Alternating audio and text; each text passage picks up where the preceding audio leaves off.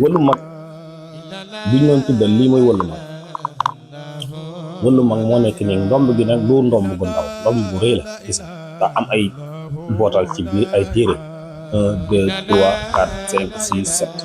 7 bootal lay am gis mu ngi ba tey li ko wër bootal yi lépp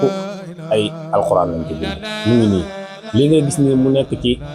lang-langal ni béjjënu bëy la béjjënu bëy nag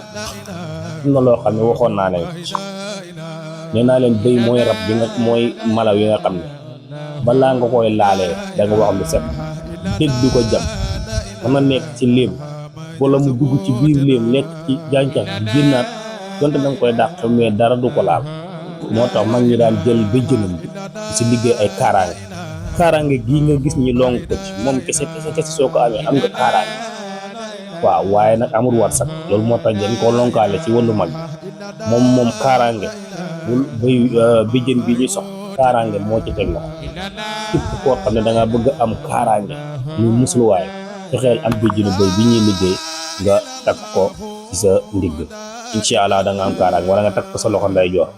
yow mi nga xam ne da nga bëgg am kaaraange soo ko defee saytaan pare na si yow